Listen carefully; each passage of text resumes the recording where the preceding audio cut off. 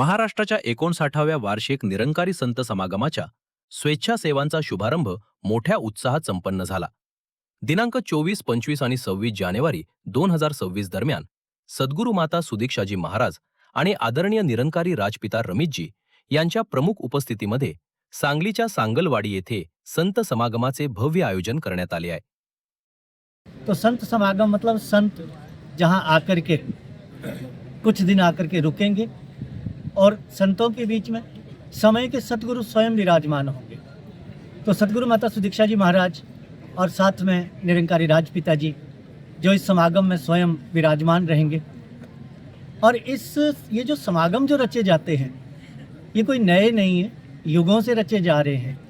इसके पीछे जो उद्देश्य है वो एक ही होता है, वो है मानवता को स्थापित करना, अर्थात मानवता में दिव्य गुणों को प्रवाहित करना. जो गुण हैं दया के, प्रेम के, करुणा के, सहनशीलता के, मिलवर्तन के, ये सारे गुण. तो जो यहाँ पर जो महात्माओं ने कहा कि लाखों की संख्या में मानव परिवार यहाँ पर एकत्रित होगा, लाभान्वित होंगे, कुछ नए परिवार भी आएंगे. तो जो स्लोगन है कि मानव को हो मानव प्यारा, एक दूजे का बने सहारा. सुमारे 350 एकराच्या विशाल प्रांगणात आयोजित होत असलेल्या या भव्य आध्यात्मिक आयोजनाच्या तयारीसाठी स्वैच्छिक सेवांचा विधिवत शुभारंभ संत निरंकारी मिशनच्या सेवादलाचे मुख्य संचालक एस.के. जुनेजा यांच्या शुभ हस्ते फावड्याने मैदानावरील माती काढून करण्यात आले.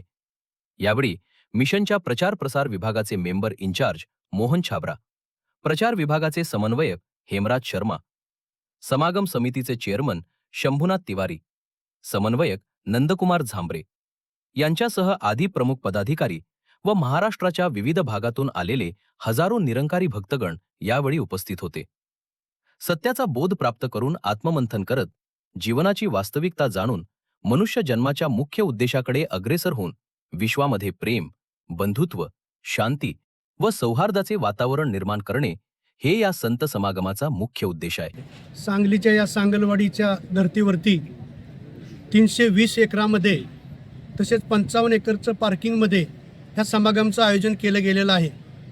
आणि या ठिकाणी 5 ते 5.5 लाख लोक उपस्थित राहतील अशी कल्पना आहे. आणि या ठिकाणी महाराष्ट्रातून तर सर्व जिल्ह्यातूनच महात्मे या ठिकाणी येतील, तसेच देशाच्या कानाकोपऱ्यातूनही महात्मे या ठिकाणी येतील, तसेच परदेशातूनही काही महात्मे या ठिकाणी पोहोचणार आहे. या ठिकाणी नागरिकांना मानवतेचं दर्शन होणार आहे की मानव मानवाशी कसा वागतो आणि मानवाचं उद्दिष्ट काय आहे, जे सद्गुरू माता सुदीक्षाजी महाराजांनी संदेश दिलेला आहे तो कशा प्रकारे साध्य करायचा हे या ठिकाणी आपल्याला पाहायला मिळणार आहे. एक मेन पंडाल असणार आहे ज्या ठिकाणी सत्संगचं प्रोग्राम चालणार आहे, लंगरची व्यवस्था या ठिकाणी आहे, प्याऊची व्यवस्था आहे, बाकी रेस्टॉरंटची व्यवस्था आहे, प्रदर्शनी आहे, डिस्पेन्सरी आहे.